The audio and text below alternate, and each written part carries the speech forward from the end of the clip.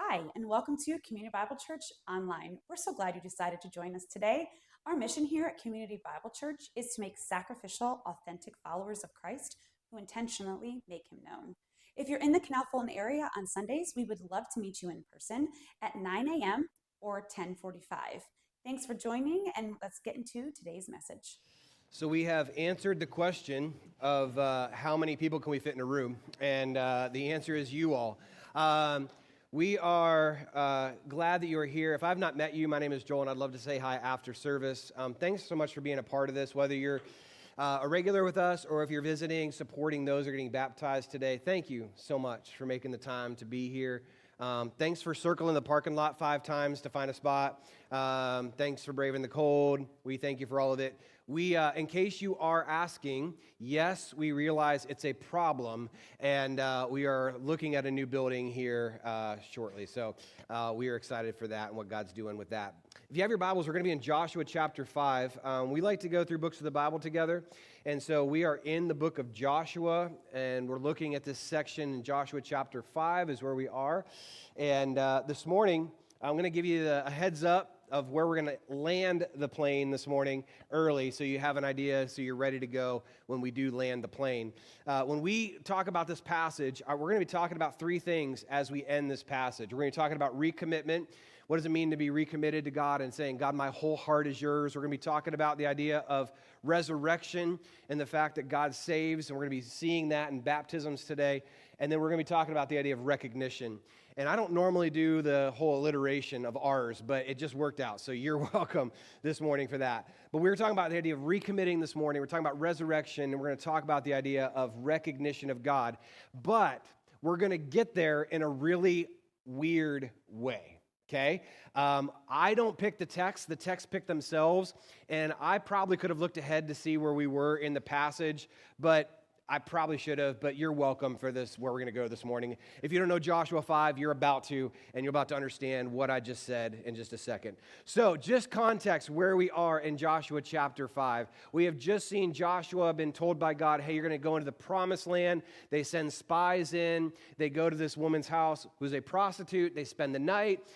Nothing happens. They spend the night, and they get the information of the lay of the land. They get the idea of going in faith. And then in Joshua chapter 4, we're just told, hey, they're about to go into the land, and they're in this place called Gilgal. And this place called Gilgal is a special place for Joshua, and it's a special place for the Israelites. But before we get there, let me just kind of remind you of again, where we were, and then kind of take you into where we are now. Let's go into Joshua chapter 5. Let's look at verse 1 together, and it'll kind of give you an idea of what's happening. As soon as all the kings of the Amorites who were beyond the Jordan to the west, and all the kings of the Canaanites who were by the sea, heard that the Lord had dried up the waters of the Jordan for the people of Israel until they had crossed over, here's their reaction. Their hearts melted, and there was no longer any spirit in them because of the people of Israel. Now, you've heard that phrase if you've been with us, you've heard that phrase about 3 times. Their hearts melted with fear because of the God who had done these incredible things. First, it melted because they saw what God did at the Red Sea, and now it's melting because of what they see at the Jordan River. And it's melting in fear. And so if you are an army and you're ready to attack another group of armies, don't you want the reaction before you head into the land of they are terrified of you, they're just going to lay down their weapons and run? That would be the best case scenario for any army moving in. And that's what they have in front of them. And so at this point in time, you're hearing the Israelites hear from God, hey, these people you're going up against, they are terrified of you. Their hearts are fleeing in fear. They are melting in terror in front of you. And if you are the army at that point, you're the Navy SEALs getting ready to move in, right? You're like, let's go. Let's go, because they are terrified of us. This is the time to attack. Let's get in. We're just going to roll over these people, right? And you expect that the next part of the commands are, let's get it, right? Let's go. Let's get into the land. That's what you'd expect to be the next verse in verse 2. But let's read verse 2. At that time, the Lord said to Joshua, make flint knives and circumcise the sons of Israel a second time.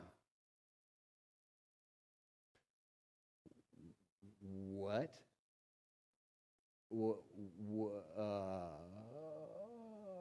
no, not the battle plan we had thought, not the battle plan we imagined, and probably not what you thought you'd walk into on Baptism Sunday. Am I wrong? You're like, this is the passage you chose on Baptism Sunday. Stick with me. I didn't choose it, but God did in His sovereignty. I believe He's put this in front of us. So I think we need to explain this because this is a weird spot. Let's go to battle. Get the flint knives out. We're circumcising everybody. What? This doesn't make any sense. And yet that is where we find ourselves in verse 2. And it gets even better as you read into verses 3 through 6. So Joshua made flint knives and circumcised the sons of Israel at Gibbeth Harloth, which, anybody have NIV translations with them today? In the NIV translation, it actually translates that name of that city, and I won't translate it this service. I translated it second service. I will not translate it this service. It just means hill of something, and you'll get the drift. And this is the reason why Joshua circumcised them. So why are we doing this? Why are we doing this, Joshua? What is happening? Shouldn't we be going to battle, not getting flint knives out? What is happening right now? And he says, all the males of the people who came out of Egypt, all the men of war, had died in the wilderness on the way after they had come out of Egypt. Though all of the people who had come out had been circumcised, yet all the people who were born in the way in the wilderness after they had come out of Egypt had not been circumcised. So it talks about this reason that they have is that there was this generation that was supposed to follow in obedience to God, and they didn't. So let me just kind of break this into today's terms, because I don't want to keep saying the word a lot this morning, because we all know it's there, all right? But as we get into this passage, here's what we realize. There's something important about this sign that God gives them of circumcision, which goes all the way back actually to Genesis chapter 17 with a guy by the name of Abram before he gets called Abraham. And Abram, it says in verse 11 of chapter 17 that you shall do this, and it will be a sign and a covenant between me and between you. In other words, what circumcision simply is simply an outward sign of an inward heart. That's what it is. It's an outward sign of what happens inwardly of obedience to Jesus. If they were following Jesus in obedience, this would be the outside act that they were to follow at this point in time. And we get weirded out by it, but this was not a new thing at all. This was something that was done in a lot of different nations for other purposes, but for the Israelites, this was their ceremony. This was their sign of being, I belong to God. This is how they knew. And this was that piece that they said in Genesis 11, chapter 17, verse 12, that it was to be done when a boy was 8 years old, and then basically they would follow in obedience. What we're hearing in Joshua, though, is the problem is Moses had a problem with this idea of circumcision, because if you follow Moses' life, this is not the first time you hear about this idea of a flint knife again.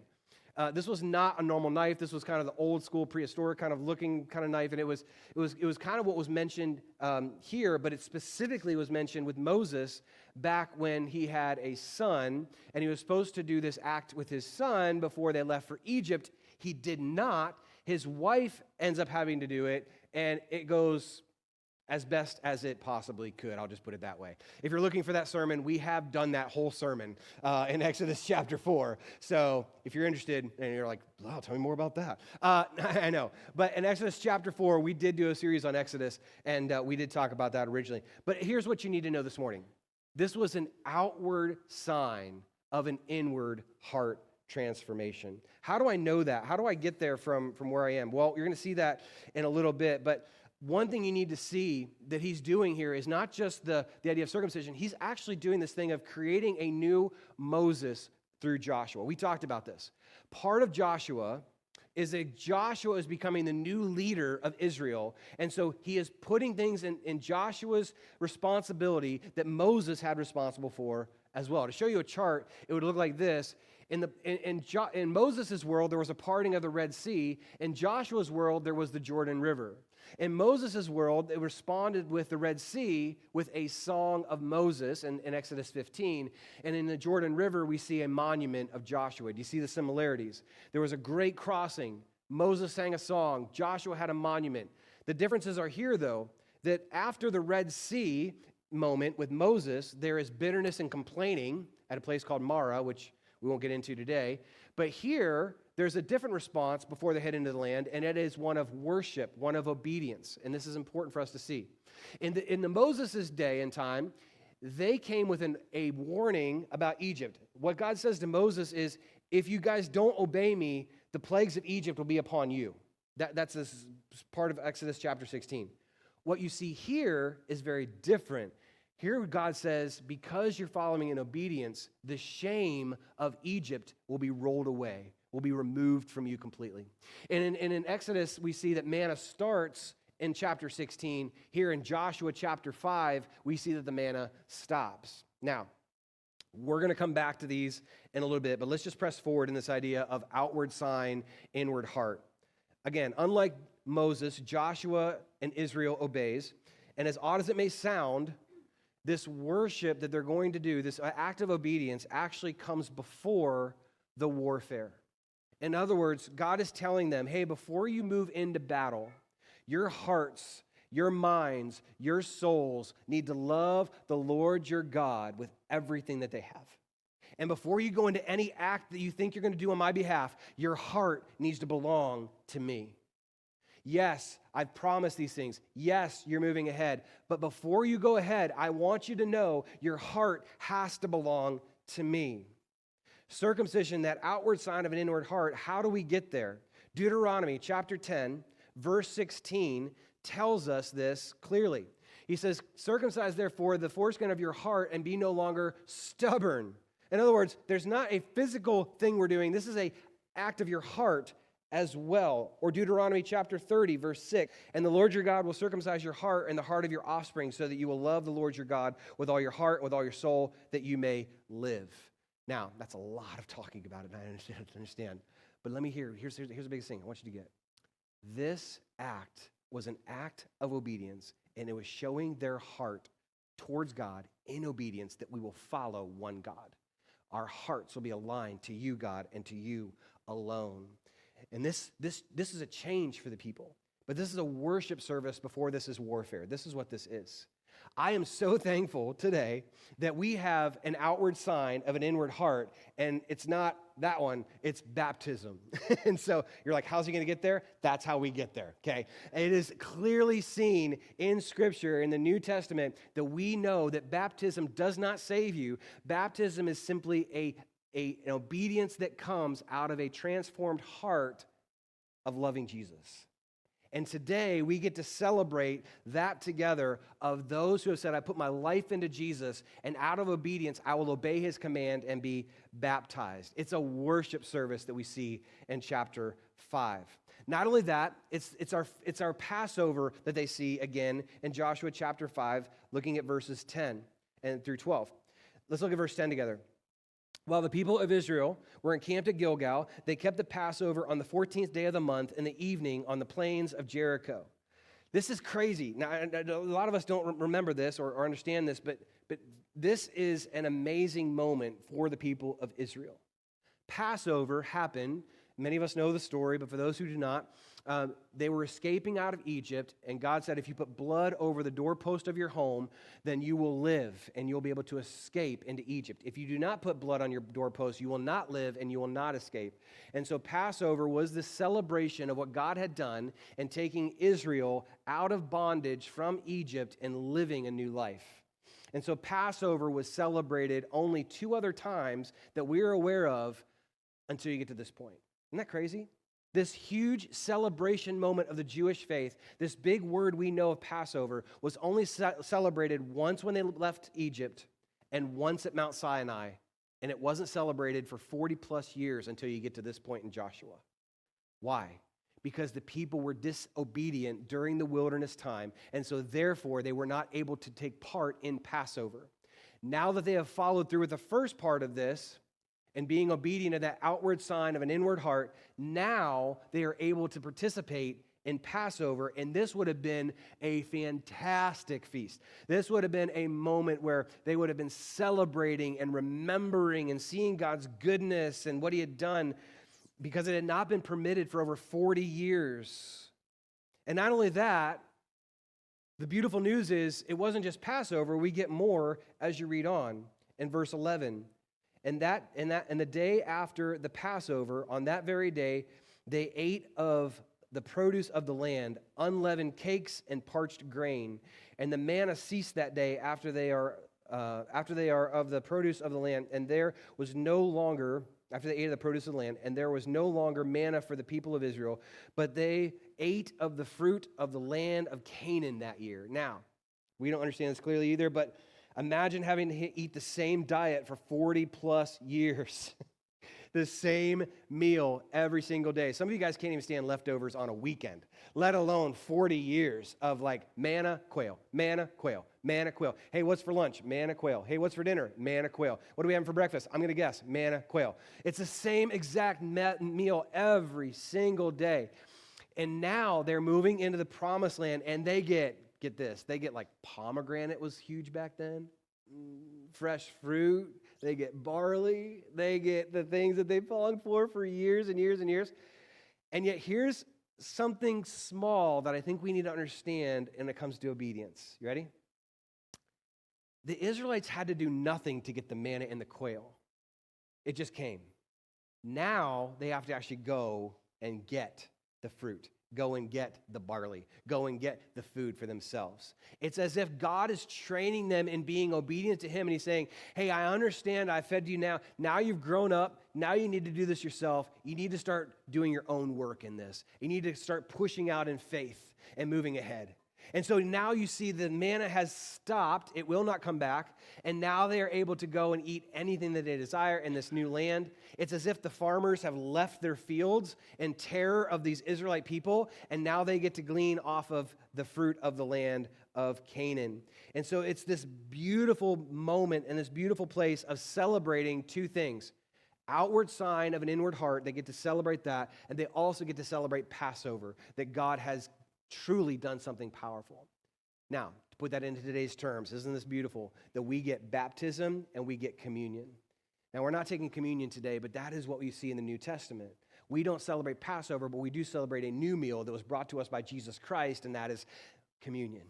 And we get that opportunity to celebrate those moments of seeing God's faithfulness, and that is what chapter 5 is all about. It is about celebrating God's goodness and celebrating His heart and following in obedience before moving ahead. As I mentioned before, you see the similarities between Moses and Joshua here. Let me throw this up for you real quick. Go to that chart for me.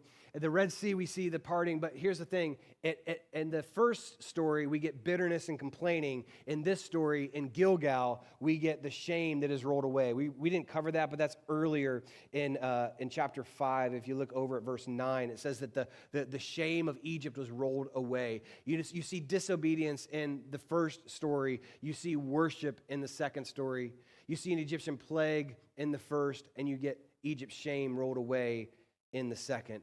God is establishing a new covenant with His people. He's establishing a new way of working with Him. I shouldn't say covenant. He's working new promises with them. He's working more faithfulness in them and more obedience as they follow Him into battle, which we're going to hear about next week. And so as they're having this amazing moment, right? Israel's all aligned. You're all together. It's a huge worship service. Things are happening. Hearts are being transformed. Things are moving towards God. And then we get this moment where Joshua looks up out on the plain, and he sees a figure out in the distance. And as he sees this figure out in the distance, he can't make out who this person is. Is this somebody from our tribe and our battleground that they shouldn't be out there because they should be in with us in the camp, or is this the enemy? And so he goes out cautiously to greet this person we hear about in verses 13 and beyond. And as he goes out to meet this person, he has his hand kind of at his sword, like ready to go, like this could go either way, right? This isn't like hey, I'm just going to go see what this guy's all about. No, this is like sword's ready to go. This is about to go down. In case this gets bad, I'm going to have to take this guy out. And as he heads out in verse 13, when Joshua was by Jericho, he lifted up his eyes and looked, and behold, a man was standing before him and his drawn sword in his hand. So as he's going, he sees the other guy's got his thing too. And they're both like, I don't know where this is going to go. And so Joshua went to him and said, are you for us or for our adversaries? Are you on our team? Or are you on their team? And that's a big question, right? If you're on our team, hey, get back to camp. You shouldn't be out here. you need to obey orders. If you're not on our team, you need to die. Like, it's just not how it's going to work because you're a spy or something in this thing. And as this story goes, many of you maybe heard it, but I love the response to this question. So Joshua asks, are you for us or for our adversaries? And the first answer this guy gives, this person gives, is no. Isn't that super helpful? Are you our team or their team? Nope. Our team, no. So the first response is no. I'm not on their team, not your team. I'm my own team. And you're like, oh, that's different. I'm not for you and I'm not for them. I am for the Lord. And what we see here in this passage is what we see as an angel of God sent. And we believe even this could be a type of Christ. This is a pre-incarnate Christ seen here in this passage. Let's read it together. He says, no, but I am the commander of the army of the Lord. Now I have come. Okay, so this is something different. This is an angel of the Lord. This is somebody who should be driving the battle instead of Joshua. And Joshua realizes that he's not on our team, he's not on their team, he's on God's team. And so immediately Joshua, it says, fell on his face to the earth and worshiped and said to him, what does my Lord say to his servant? How amazing is that? He sees him for the first time. He acknowledges he's the angel of God. And his first response isn't like, oh, so how you doing, man? You want to talk? You got things going up? How's the battle going to go for us? His first response isn't conversation. His first response is just flat on his face in worship. His first response is, I don't need to be here. I am in the presence of something bigger than myself. I realize that before we go into battle, we need to have our hearts right, and we need, as the commander of this army, my heart needs to be right. And so he hits his face dead on the dirt, and he sits there and he says, what do you have for your, I love this key word, servant? Not commander, not general, not commander of the army. What do you have for your servant? And Joshua gets it right. Joshua understands that this is about what God is going to do, not what he's going to do in this whole thing of Jericho. Amazing. And the commander of the Lord's army said to Joshua, this is so good, take off your sandals from your feet, for the place where you are standing is holy. Where have we seen that before? Moses, first one called. Moses, burning bush. Moses, take off your sandals, for the place you are standing is holy. And Moses does so. God, in establishing Joshua to carry the generation forward to the next generation, he has the exact same conversation. Joshua, the place you're standing is holy. Take the sandals off, bro. This is our place. This is our spot.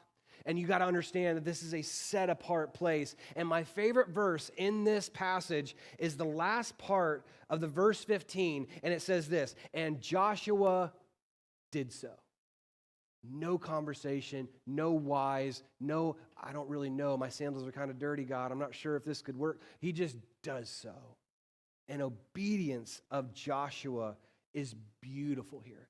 You see, Community Bible Church, this is that moment before they head into doing for God, they have to get their hearts right first. Before there's warfare, there's got to be worship. Before there's battle and doing all the right things for God, there's got to be a heart that's transformed by God. And that's what you see in chapter 5. You see outward heart transformed. You see Passover celebrated, and you see an acknowledgement of who's in control, not Joshua. God, you are in control. And at Gilgal, it is a beautiful city that they have constantly go back to. In the book of Joshua, it's like their home base.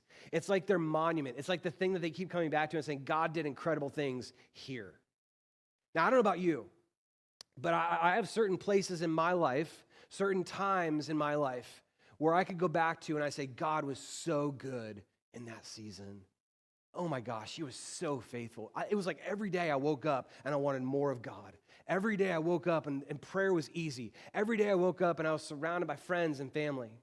And those were good moments. But can I also tell you, there have been plenty of other seasons where I wake up and I don't want to pray, and I don't want to worship, and I don't want to obey, and I don't have friends around me, and I'm alone, and I'm not sure this whole following Jesus is worth it.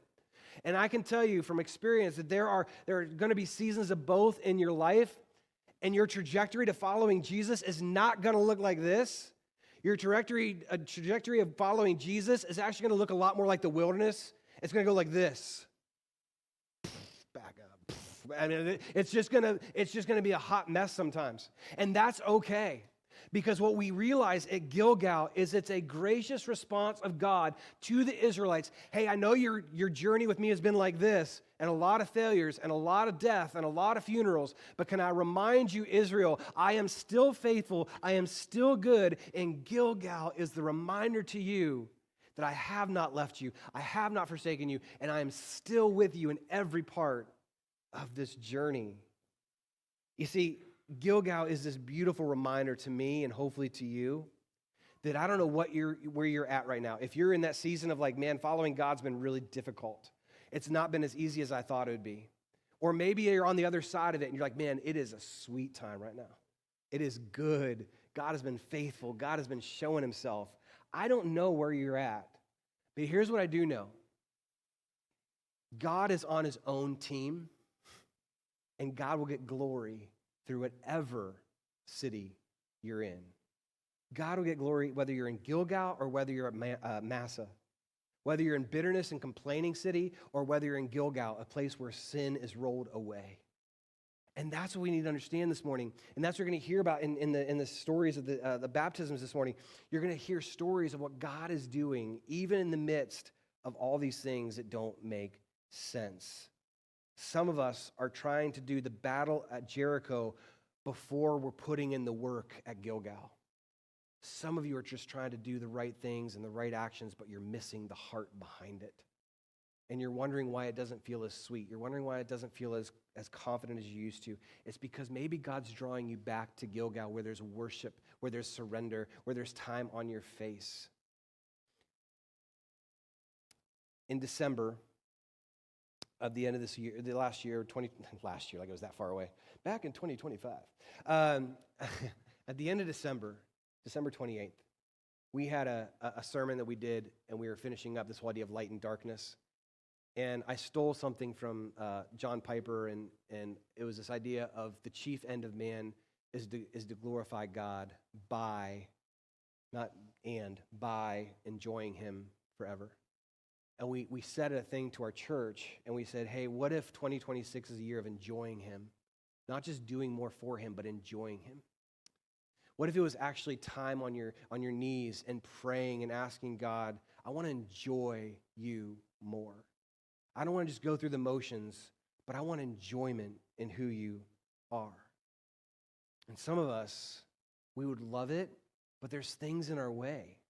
There's things we want to accomplish. There's family demands. There's classes that are coming up. There's people that pull me away, and my friendship group isn't the strongest, and they don't help me follow Jesus well. And I don't know what it is for you, but here's what I do know. I believe God, in the midst of this passage and what we're going to hear about this morning in baptism, is calling each of us to remind ourselves of getting back to the heart of following Jesus, not for what he does for us, but because of who he is, because of the enjoyment that comes through him. In first service, God worked amazingly in first service. It was a challenge to those out there, especially to the guys in the room. And I want to make the same challenge here. Men, when was the last time you enjoyed time with God? Not when was the last time you had your Bible study, not when was the last time you checked off a devotion, not when was the last time you came to church. When was the last time you really enjoyed your time with him? It wasn't a drudgery. It wasn't because you had to. It was, I get to spend time with him, and he gets to spend time with me. And if you're like me, can I just say, the reason that I don't enjoy him is because of a couple things. One, I get really busy really fast. If you're like me, I love to produce and I love to be productive. And oftentimes God has to slow me down and be like, hey man, I know you love doing things for me, but when was the last time you and I were just enjoying the company of one another? And I have to regularly slow down and admit when I'm not enjoying him, I'm just doing more for him. Sometimes it's that. Sometimes it's just pride. We heard it in first service. Joe, who was baptized, he wouldn't mind me sharing. He said, you know what? My whole life was like a boxing match with God. My whole life was, I can do it myself. And so he said, I shut out my family. I shut out my friends. I shut God out because he had taken too much from me. And I don't want anything to do with this God that you talked about at Community Bible Church. And he said, after rounds and rounds of this boxing match with God, what he slowly did was teach me what it means to be a follower of him. And he gave his life to Jesus about a month ago, when we were sitting over here in Canal Fulton, and he gives his life to Jesus for the first time. And he said, Joel, the weight has come off. I feel lighter. I don't have to carry this anymore. And to watch the transformation of what God has done in his life is amazing.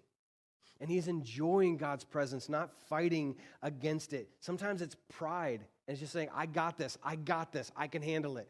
When in reality, God's inviting you to come to this place of Gilgal, and he's like, I know you want to say you got it, but wouldn't it be better if I have it? Wouldn't it be better if I work through this and not you? It could be that it's not just that. It could be just plain old laziness. Maybe it's not pride. Maybe it's not being productive. Maybe it's just being lazy. Like, I just don't want to, man. I just don't desire it. I don't want to do that because I'd rather do these other things. To which I would say, I don't care. You need to get your butt in front of Jesus. Because what Jesus does when you get in front of him is he changes you from the inside out. And for those who are feeling like, I just don't know if that's for me, I'm going to strongly encourage you. You got to get in front of Jesus. And not just in obedience form, but in enjoyment form. Because when you're with him and he transforms you into enjoyment, you draw yourself back again and again and again and again. Now, this morning, I'm just going to do this as we go into baptisms, and you can allow the Spirit to talk to you in however he works this morning. But I'm going to bring the team up. And as they're coming up, I just want to ask you one other question. The first question is simply this: where are you with your walk with Christ? Where are you? Is it I do the right things and I'm doing the right stuff, or do I truly enjoy my time with him? Do I really hope that he changes me from the inside out? And then secondly, not only that, but if you desire to change you from the inside out, here's my next question. Who's with you in finding Jesus' enjoyment? Because here's what we can do as guys, specifically. And ladies, you're included in this as well, but specifically guys, we typically get into the phase of like, I got this, right? I don't need anybody else. It's just me and Jesus, man. We're good. I got this. Until you don't got this, right? The other day, I was working out, and I told my wife, I said, I was really proud of myself because I was on bench press. I did this thing, but then I was like realizing like midway through the press, like this could go really bad because I almost didn't get it back up. You ever have that feeling? And if you're not in the gym kind of thing, but it's scary. It is really scary when you're like midway through and you're like, I don't got this. And your only option is like, do I let it fall on my chest? Do I roll off? That's going to make noise. Everybody's going to make fun of me. They're like, how'd that go for you? Like, it's going to be a very embarrassing time for me. And so thankfully, I did it, but probably pulled something in the process, but I did it. I did it myself, right? Instead of getting help, I was an idiot, and I could have gotten buried underneath this thing. And God reminds us again and again, like, you don't got this. And you think you got this until you don't got this, and then when you don't got this, you're kind of like, My challenge is this: take somebody with you in this journey of enjoying Jesus. In other words, do you have somebody in your life that's asking you, hey man, not how is your devotions going, not how you're accountable to Jesus, not are you doing the right things, are you enjoying your time with him? Do you delight in it? Does it draw you back to himself, or are you just simply doing it because that's what you're supposed to do? I challenge you as men in this room, if you delight in God, I am telling you, people will be changed because you're in the room. You just will. Why? Not because of you, but because you carry Jesus wherever you go. And when you delight in him, that's different. I want to share this last story. I was watching this series. We were at CrossCon. Hey now. We were at CrossCon a week back, and John Piper mentioned this series called The Missionary, and it's on Prime, and you can download different stories. This story was of John Payton, and he ends up going on the mission field. I won't share everything for the sake of time. But he leaves in the 1800s to go share faith in these islands that are cannibals and this whole thing. It's a great story to hear about what he did. The reason I share this is because what I love most about his story wasn't just the fact that he went to an unknown people group and shared the gospel. My favorite part of the story is the reason he went was because his dad had such a prayer life, had such a consistent prayer life, that he says, I heard my dad's prayers out of his closet on the regular, and I continually listened to him every single day from that prayer closet, praying in joy and in pain and in goodness. And he says, as I heard that, I wanted that. And it caused him not just to go into ministry, but to plant a church, to go overseas, to give his entire life to following the gospel. We need more men like John Poyton's dad who are willing to enjoy God and lead for that example. I want to pray for us this morning and give you that time to do some work, because here's the deal. We said at the beginning that this story ends in 3 ways, and it does, because the story ends with one. Maybe this morning is that for you. It's recommitment and saying, God, I want to recommit to this thing called following you. I want to be all in. I want joy, not just obedience, because that's what this was. In Exodus, or in Joshua 5, 2-8, it's recommitment. That's what it is. And then in Joshua 5, the next part is resurrection. Maybe you're here this morning and you need Jesus Christ for the very first time. You're like, I've never put my faith in Jesus. Maybe that's you this morning, and you need to. You need to understand what true freedom feels like. You're going to hear about it through stories this morning, but you need to understand what Jesus can do in saving you for the very first time. Or maybe this is simply the fact where you just need recognition. You just need to know that Jesus sees you. You just need to see that Jesus holds you close and is like, I see you. I understand what you're walking through, because that's what Joshua saw at the end. He recognized and was recognized by God. Let me pray for us this morning as we continue. Father, this morning, would your Spirit work in this room? Would we hear you this morning? Yes, we're going to hear stories about you, but we want to hear from you.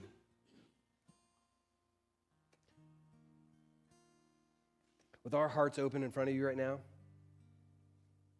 would you be brave enough this morning just to pray, Holy Spirit, would you just speak? Would you tell me what I need? Because I think I know what I need, but you know what I need. Maybe I need to recommit, and I need to just do that work with you. Maybe it's I need to be saved for the first time, and I need to say, God, I'm guilty of sin, and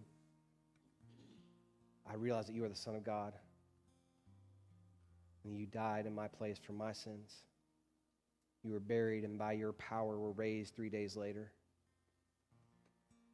And I want part of that gospel. If that's you, then I invite you to talk to somebody afterwards as well about that. But maybe it's also recognition. I don't know. But God, we're here. We don't want to miss this time. So we are here, and we're asking you to speak.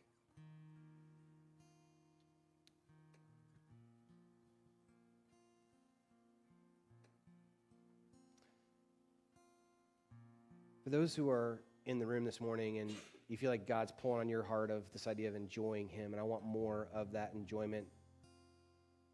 I don't want to just go through the motions anymore. I want to know him fully. If that's you this morning, I'm going to ask you to do something bold. And I'm going to ask you just to stand up so I can pray for you that God would bring more enjoyment and not just obedience. So if that's you this morning, would you just stand right where you're at? I'd love to pray for you.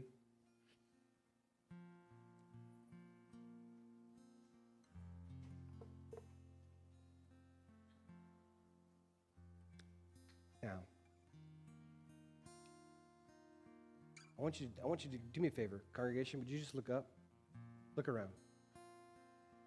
You are not alone. I think so often the enemy loves to say you're alone in this feeling of not enjoying something. I love that the enemy just tries to think he's in charge and throws these lies like you're the only one feeling these things. But here's the deal, people. We are all part of this. We all have seasons where we don't enjoy him. I want to pray for you this morning. And if there are more, would you please stand so I can pray for you this morning of enjoying him more? Thank you. Thank you. Yep. Yep. Yep. Yep.